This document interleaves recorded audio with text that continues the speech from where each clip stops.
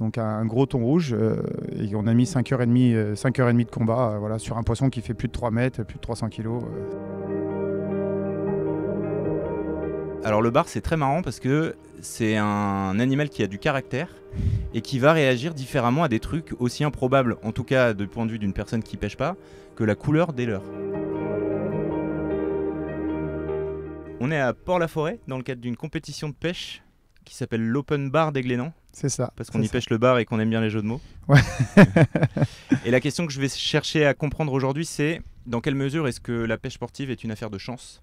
Donc ça va être le thème principal, mais avant de l'aborder, est-ce que tu peux te présenter, Sébastien, assez rapidement ? Alors je me présente, Montgruel Sébastien, je fais partie du team Suzuki depuis 5-6 ans maintenant, et je représente Suzuki Fishing Team pour les Glénans cette année. Et ta relation avec la pêche, est-ce que tu es pro, semi-pro, amateur plus ? Non, ça va être un amateur plus, on va dire. Et puis la relation avec la pêche, elle a commencé très très jeune, dès l'âge de 3 ans, une canne dans les mains. Et j'ai vécu un peu en Afrique, donc du coup complètement un peu plus exotique, quoi. Et la pêche tous les week-ends avec le papa, la maman. Et puis ça a continué à traverser les générations. Puis retour en Europe, on a continué cette passion, quoi. Et puis je l'ai ouverte après à la mer, beaucoup plus. Et notamment avec le bar, le maigre, et puis surtout maintenant le thon, quoi. Ok, et ça on va y revenir. D'ailleurs c'était ma première question, effectivement, que j'avais pas écrite et suite aux discussions qu'on a eues hier. Est-ce qu'on appelle ça la pêche sportive ? Bien sûr. Est-ce que c'est vraiment un sport ? Parce qu'aujourd'hui, on a passé la journée à se balader au Glénan, personne n'a beaucoup transpiré. Non, là aujourd'hui, de toute façon, c'était une journée de pré-fishing, donc d'avant-compétition, de repérage. Donc ça consiste à réfléchir sur les zones de pêche du lendemain, mais c'est surtout ne pas se couper l'herbe sous le pied en pêchant les poissons actifs qu'on peut avoir le lendemain. Donc c'est pour ça, c'est plutôt de la prospection, on réfléchit aux techniques et aux postes. Mais par contre, non, la pêche, ça reste aussi un sport. Pourquoi ? Parce que là, aujourd'hui, on a aussi une mer qui était adéquate. C'est pas tout le temps le cas. Alors, je précise adéquate, parce que c'était aussi adéquate pour faire de la vidéo. Pas un souffle de vent, donc prise de son parfaite. Et effectivement, l'eau absolument plate. On avançait à 30 nœuds dessus, comme si on était en train de se balader. Enfin oui, conditions extrêmement calmes, effectivement. Donc du coup, là, quand on a ces conditions-là, c'est déjà physiquement plus abordable. Mais après aussi, tu as le poisson, l'espèce qu'on recherche. Alors le bar, c'est pas si physique que ça. Par contre, une compétition, ça dure 6-8 heures. Et c'est intense, c'est comme un grand sportif. Des fois, on n'a même pas le temps de manger. On pensait à boire de temps en temps, mais on est à fond tout le temps, quoi. Et c'est du sport, quoi. Et du coup, justement, est-ce que tu peux nous partager la session de pêche la plus sportive que tu aies vécue ? Même si elle n'a rien à voir avec le bar. Ah oui, les sessions de pêche la plus sportive,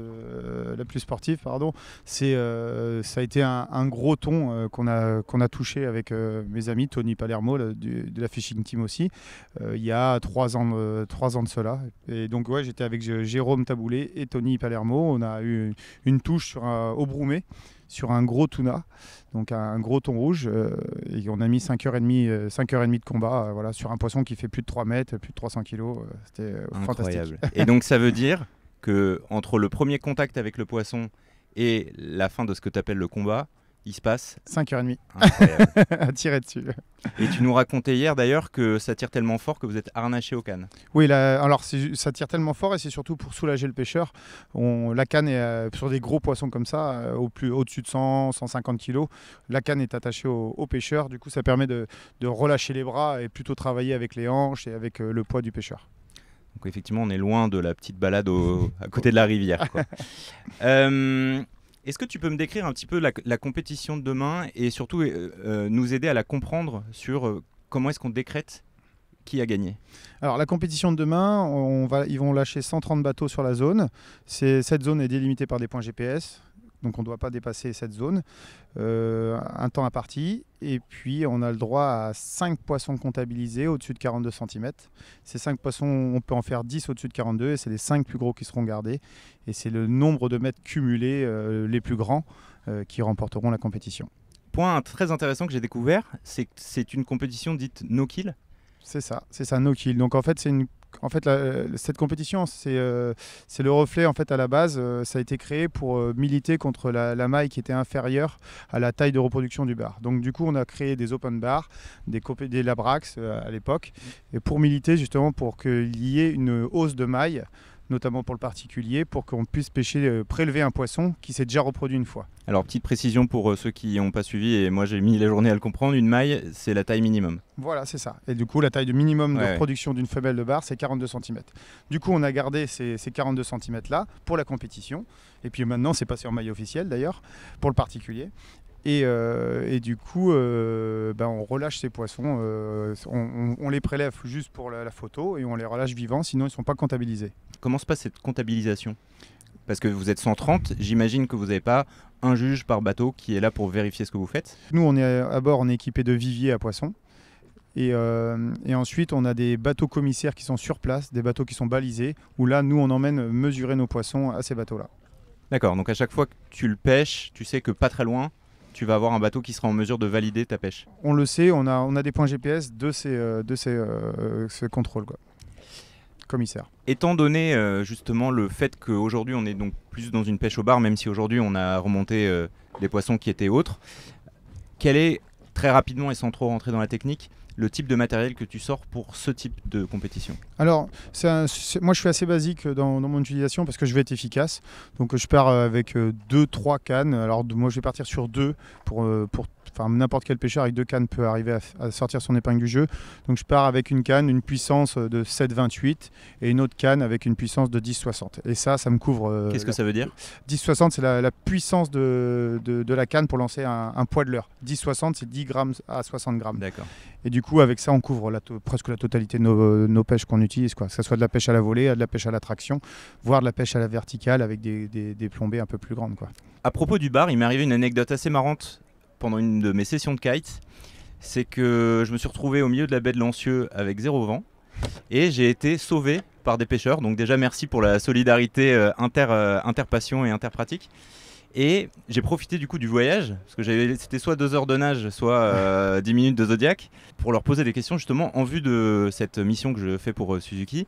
Et ils m'ont dit, alors le bar c'est très marrant parce que c'est un animal qui a du caractère et qui va réagir différemment à des trucs aussi improbables, en tout cas du point de vue d'une personne qui pêche pas, que la couleur des leurres. Oui, bien sûr. Alors, il va y avoir la couleur des leurres, il va y avoir les vibrations, il y avoir l'humeur du poisson qui va faire justement ça. L'ensoleillement, la météo, l'ensoleillement ou un temps nuageux, tout ça va influencer sur son appétit et va influencer sur ses attentes de nutrition, quoi. Et donc là, on commence à rentrer un petit peu dans ce que je te disais au début sur le côté, on cherche à savoir ce qui fait partie de la chance et ne le fait pas. Aujourd'hui en pré-fishing, tu as testé des couleurs d'hameçon? Non, en fait, je suis parti un petit peu sur des choses que j'avais déjà réfléchi en amont. Donc, du coup, on a choisi des leurres, dès le début, des leurres qu'on sait plus ou moins que c'est efficace. Et la preuve, ça a marché. Donc, du coup, ça a un peu validé tout de suite. On a notre choix, quoi. Mais est-ce que la couleur a un impact à un jour J? C'est-à-dire que tu peux te pointer, si tu avais sorti, je te dis n'importe quoi, du bleu, c'était bon. Dommage, tu as sorti des leurres rouges, ouais. Ça marche pas. Moi, je vais mettre en priorité du coup l'action de la nage du leurre. Donc, si c'est un leurre finesse qui fait avec un petit flagelle qui fait des vibrations très fines, discrètes, ou sinon si c'est un gros paddle, donc une caudale qui envoie beaucoup de vibrations. La gomme aussi, la texture, le plastique du leurre, si c'est une gomme tonique ou plutôt molle. Et ensuite, moi, je vais ajouter du coup une couleur selon la nuance de l'ensoleillement ou des nuages. Voilà, on va jouer sur des touches comme ça. Et puis aussi sur la couleur des proies du moment, quoi. Tu vois, si c'est des lançons, on va se tourner sur du vert, du verdâtre. Et si c'est de la sardine, on va partir sur du bleu brillant. Ok, donc tu cherches finalement à répliquer le plus possible ce qui se passe déjà sous l'eau. Alors souvent le plus possible, mais des fois, il faut vraiment faire un contraste. Voilà, la difficulté, elle est là, quoi. Et donc, c'est quoi? C'est des test and learn? C'est des tests. Des essais, voilà, et tu vois ce qui exactement. marche. Voilà, carrément. L'autre truc que j'ai pu remarquer, c'est que vous lisez vachement le plan d'eau, que ce soit à la surface ou sous l'eau. Alors pareil, encore une fois, on s'adresse pas, t'es pas sur une chaîne où on s'adresse à des experts de la pêche. Mais est-ce que tu peux juste nous donner quelques astuces ou quelques particularités que tu vois de manière générale, auxquelles tu prêtes attention? Typiquement, j'ai vu tout à l'heure que quand vous avez des mouettes qui volent autour d'une zone, vous dites là probablement il se passe des choses. Voilà, et alors ça c'est une des choses, mais bon là c'est une chose qu'il faut attendre et ça vient pas tout le temps. Donc c'est des mouettes qui vont piquer parce que les bars remontent les proies en surface et là toute la chaîne alimentaire se met en route. Mais sinon après on va avoir des signes de courant, des rimes de courant. Donc ça fait des légères vaguelettes sur la surface de l'eau. Et là, par contre, on voit qu'il y a des accélérations de courant et on sait que justement le bar affectionne ces parties-là. Et là, on va aller chercher justement ces zones de courant. Et donc, les signes que tu vois, parce que typiquement, on pourrait se dire, bon, bah, s'il y a des mouettes, il y a des poissons, mais en fonction de ce que tu vas vouloir aller chercher, tu vas pas aller repérer les mêmes signes d'une espèce de poisson à l'autre. Oui, carrément. Mais après, par exemple, sur le bar ou le thon, ça va avoir des similitudes comme ça. Ça va être des mouettes ou des choses comme ça. Après, quand c'est des courants, ça va être, des arrondis ou des contre-courants, même des contre-courants ou des têtes de roche qui vont créer un courant lisse en surface. Voilà, il faut bien lire le plan d'eau, tout est écrit. Est-ce que pendant une compétition, tu vas quand même t'inspirer de ce que font les autres ? Parce que tu as quand même le visuel, vous êtes 130, donc j'imagine que la zone a beau être grande, tu vois quand même un petit peu ce qui se passe autour de toi. Bien sûr, il faut analyser ce qui se passe autour, et c'est très important parce que déjà je ne suis pas un local de l'étape, et puis comme tout, on peut se tromper, et puis justement il faut être actif et réactif, quoi. Donc il faut lire le plan d'eau, il faut regarder ce qui se passe, et bien sûr, on s'inspire de tout le monde. Et d'un autre côté, le paradoxe, j'imagine, surtout quand vous êtes nombreux comme ça, c'est que si à un moment tu vois un groupe de 10 bateaux qui sont en train de choper une activité, le temps que tu arrives, ce sera trop tard. Non, ça peut durer. Non, ça peut durer. J'ai des expériences justement de tous ces Labrax Cup ou des open bars où justement soit ça durait pas ou soit ça durait très longtemps, voire 2 jours. Donc non, faut y aller. Faut pas se poser de questions. Et d'ailleurs, une question un petit peu dans le même style sur le côté un petit peu dérangeant. Aujourd'hui, donc on est allé dans des zones et quand vous avez repéré qu'il y avait des poissons, vous êtes dit ok, on n'insiste pas, on s'en va. Il y a vraiment, on a l'impression que le poisson se dit en fait là aujourd'hui j'ai trop été embêté, demain j'y retourne pas quoi. Il y a un peu de ça. Ouais, il y a ça, et puis il y a surtout un poisson piqué ne sera pas pêchable le lendemain pendant la compétition. Donc vaut mieux se le garder, si on trouve quelque chose, vaut mieux se le garder pour la compétition. Qu'est-ce que ça veut dire piqué ? Piqué, pardon, c'est donc un poisson ferré qui a senti déjà l'hameçon dans la bouche, quoi. J'aime bien poser à chaque fois des questions sur l'écologie dans mes interviews. Et en général, ça tourne vachement, surtout quand c'est des sportifs, sur le bilan carbone et tout. Et toi, je voulais en poser une un petit peu différente. Est-ce que, depuis tes années de pratique, justement, tu as vu une détérioration au niveau du plastique de la mer ? Ouais, moi je le vois partout. J'habite sur La Rochelle et je vais souvent sur l'île d'Oléron. Et après les grosses tempêtes ou autres, on voit tous ces déchets qui viennent sur la plage. C'est dramatique, quoi. Et même dans les pays étrangers, je fais de la pêche aussi exo et c'est fou. Le plastique est partout et présent et vraiment en grande quantité, quoi. Et tu vois pas une amélioration avec des prises de conscience ? On pourrait se dire, bon ok, il y a eu une accélération il y a 10 ans et puis là maintenant on est sur une pente descendante. Peut-être qu'il y a une pente descendante, mais elle se voit pas. La quantité est telle qu'on va pas la voir tout de suite. Admettons. Non. D'ailleurs, c'est même pas admettons. J'ai passé une super journée aujourd'hui. Demain, j'ai envie de m'y mettre. J'ai pas de bateau, j'ai pas le permis bateau, j'ai pas de canne à pêche. Par où je commence ? Il y a des choses toutes simples. Il y a des moniteurs guides de pêche qui vont t'emmener sur leur bateau, qui vont te briefer, qui vont te prêter du matériel, qui vont t'emmener sur des super zones. Tu vas passer une bonne journée, clé en main, et tu vas prendre sûrement des beaux poissons, et tu vas te régaler, et ça va être un premier pas dans l'aventure. Donc en fait, super manière de s'y mettre carrément. Sans investir du matériel, etc. Et d'avoir des conseils en même temps. Complètement, un beau cadeau de Noël avec un guide, et passer une très bonne journée au bar, au thon, au lieu, c'est un régal. Le bar, le poisson, encore une fois. Hein. Est-ce que tu peux m'en dire un petit peu sur l'esprit de la pêche ? Donc déjà, tu as bien entendu tout à l'heure, j'en ai eu un super aperçu parce que les gars, ils ont clairement perdu, alors je sais pas si c'était perdu, mais une demi-heure de leur journée de pêche pour aller récupérer un mec qui était sorti dans du vent trop léger. Est-ce que, et c'est vraiment ça l'esprit du kite, tu vois, on partage la même passion, si un mec est dans la merde, on va aller l'aider. L'esprit de la pêche est très ouvert aussi, très convivial. L'esprit de la pêche et puis notamment la pêche en hauturier, là où on n'a que le moyen de communication, c'est la VHF, une panne moteur ou autre, on sait très bien que le bateau est mal barré, quoi. Donc on compte quand même sur les copains ou les copains pêcheurs, on va dire. C'est quand même une source de sécurité et je suis le premier que j'aimerais qu'on me secoure de si j'étais au large, quoi. Bien sûr. Et justement, les bases de la sécurité dans votre sport ? Alors les bases de la sécurité, déjà, c'est un bon entretien de son bateau, moteur, bateau, ça c'est primordial. Et puis ensuite, bien checker la météo avant de partir, surtout si on va loin, la veille, l'avant-veille, et puis le jour du départ, même peut-être pendant. Mais ouais, c'est la météo primordiale, et puis le port du gilet aussi le plus possible, quoi. Tout le temps même ? Si possible, tout le temps, oui. Et la trousse à pharmacie aussi qui a servi tout à l'heure. Qu'est-ce que c'est ton métier à part pêcheur amateur justement? Ah, mon métier, alors je suis pas loin de l'océan du coup, mais je travaille dans une écloserie de coquillages. Je fais naître des petites palourdes et des petites huîtres, voilà, près de Marennes-Oléron. Et donc tu es sur un bateau un petit peu toute la journée? Non, pas du tout. Je suis plutôt les waders dans l'eau, mais toujours dans l'eau salée et près de l'océan. Donc une passion profonde quoi. Hein. Ouais, voilà. Bah, j'ai fait des études d'aquaculture, donc du coup, voilà, le poisson me suit, ou je suis le poisson.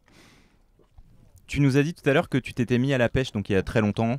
Qu'est-ce qui t'a amené vers la compétition? Parce qu'a priori tu pouvais te dire bon bah en fait... Ouais, alors la compétition, je suis un peu compétiteur dans l'âme dans mes sports. Je pratique du squash ou du badminton, du trail et tout ça, ça m'a toujours amené à me dépasser. Et c'est vrai que la pêche, c'était un peu ça. Au mieux de s'endormir sur ses lauriers, sur ses techniques, si je veux progresser, si je veux un peu aller de l'avant, c'est vrai que la compétition tire vers le haut. Et j'en suis très reconnaissant et on passe des très bons moments en compétition avec des amis, des gens qu'on connaît ou qu'on apprend à connaître. Un bon moment, quoi. Trop bien. Est-ce que tu peux partager au monde entier ton avantage compétitif sur la pêche sportive? Mon avantage compétitif? Qu'est-ce que c'est le truc de Sébastien qui fait que...